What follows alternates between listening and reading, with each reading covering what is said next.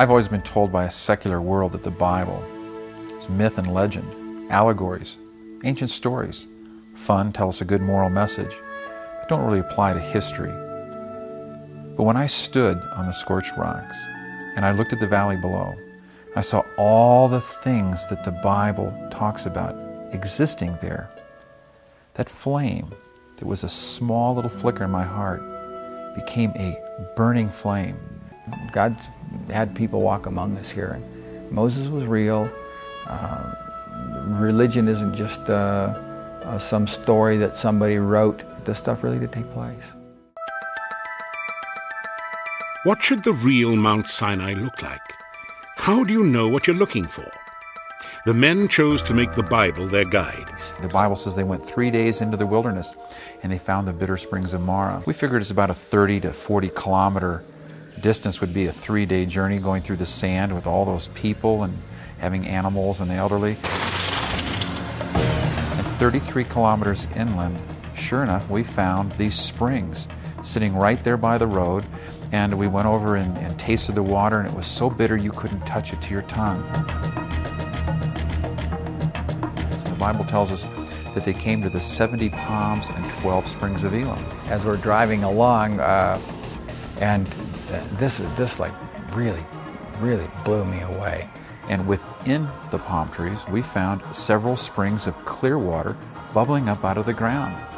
What would come next would be a surprise. A local person said, "Oh, well, we call those the Caves of Moses." Like, you know, like we'd say, yeah, there's a McDonald's on the corner. So part of their culture, once you start with these people, well, yeah, Moses came through here, don't you know that? What's wrong with you?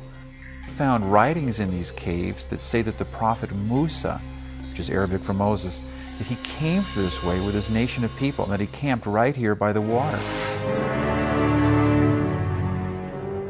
We found this altar that was about 30 feet high and 30 feet across. Very flat at the top, and these petroglyphs of these bovine figures about halfway up, etched into the rock. Not painted, etched into the rock.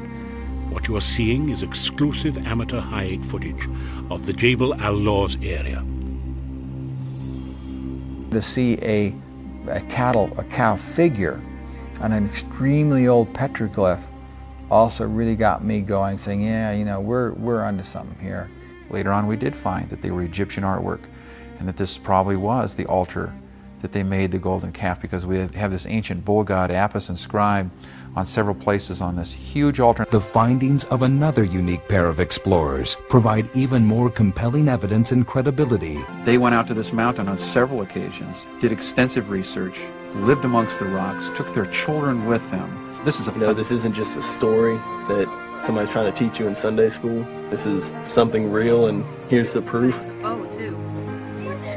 Looks like a person with a bow and arrow. It's hard not to believe. You could take thousands of theologians and put them in a room and have them read the Bible, and not one of them are going to come away saying the same thing about what it says. But you can take a 4 or 5-year-old child and tell them the story, and they'll understand it.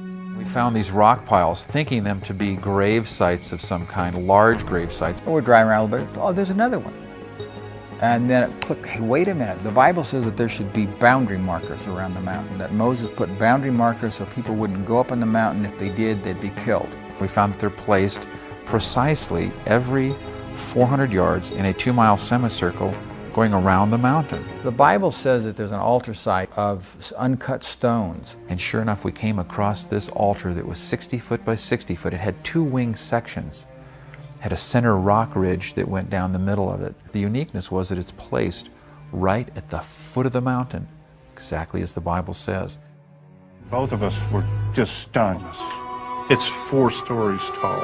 If you look straight up from the inside of that rock, it's really smooth, but it's pressure flaked. Big chunks of granite have been flaked from the bottom. Granite generally from just wind and erosion will crack and flake off from the top down. This is coming up. When that rock was split in two, a geyser erupted out of the top of it. It blew those 2 pieces of that rock apart.